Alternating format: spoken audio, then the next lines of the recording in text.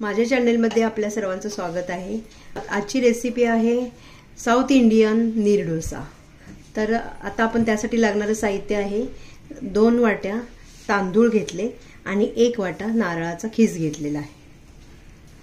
तर आता आपल्याला ह्याचं प्रथम वाटण करून घ्यायचं आहे। करूया। प्रथम मी काय केलं, 2 कप तांदूळ हे रात्रभर भिजवलेले आहेत। समजा जर तुमच्याकडे वेळ नसेल तर तुम्ही 4 तास तांदूळ हे भिजवले तरी चालते। तर आता आपण प्रथम मिक्सर मध्ये हे तांदूळ काढून घेऊया। हे सगळे तांदूळ मी आता काढून घेते।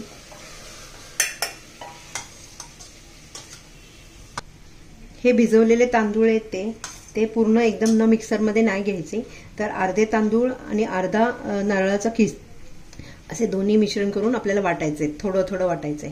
आणि हे तांदूळ एका कपासाठी आपल्याला 3 कप पाणी लागतं। असं 2 कप तांदूळ घेतले त्यामुळे 6 कप पाणी लागणार आहे। तर आपल्याला वाटताना 1च कप वापरायचा आहे आणि नंतर जेव्हा तुम्ही मिश्रण जेव्हा संपूर्ण वाटून होईल 5 कप पाणी लागेल। हे मी अर्ध मिश्रण घेतलेलं आहे दोन्ही मधलं, म्हणजे तांदूळ थोडे आणि ओलं खोबरं थोडं घेतलेलं आहे।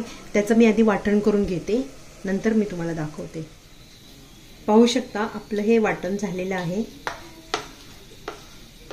हे बघा असं दिसतं हे वाटण। तर आता ह्या वाटणासाठी आपण 1च कप पाणी वापरलेलं आहे। आता मी ह्या कपाने हे कप आपल्याला अजून 5 कप ओतायचे आहेत। ह्या मिश्रणात आता मी 5 कप पाणी ओतणार आहे।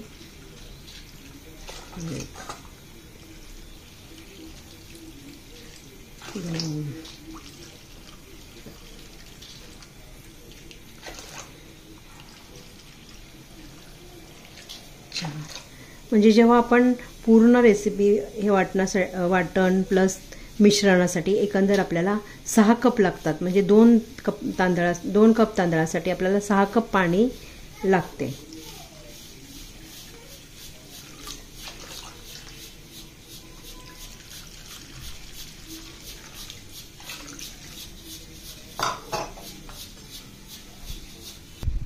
हे मिश्रण पाहू शकता, मी व्यवस्थित मिश्रण एकजीव करून घेते।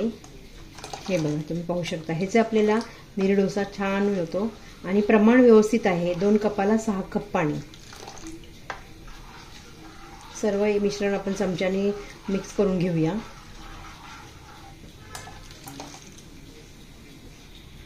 मी आता ह्यात मीठ मिक्स करते।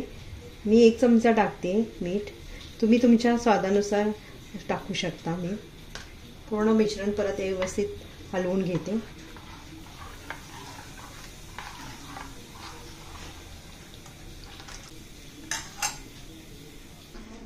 चला तर आपण आता नीर डोसा तयार करायला सुरुवात करूया। तर त्यासाठी प्रथम आपल्याला गॅस हा फुल करायचा आणि तवा चांगला तापवून घ्यायचा आहे। तर असं हे बॅटर जे आपण 6 कप साठी सर्व मिश्रण एकदम केलेलं आहे ते असं बॅटर झालेलं आहे। ते प्रथम आपण व्यवस्थित मिक्स करून घेऊया छान असं। बघू शकता तुम्ही कसं मी पाणी हे सगळं मिक्स छान झालेलं आहे।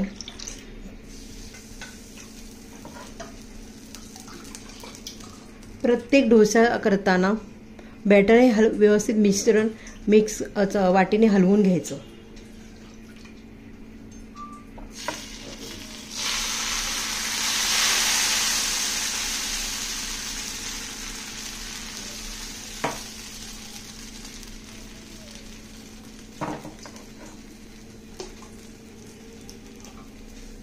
आता तुम्ही गॅस स्लो करू शकता।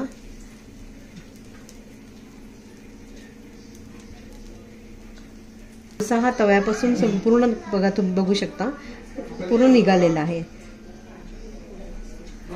हाताने तुम्ही पण फोल्ड करू शकता, इतका सुंदर झालेला आहे।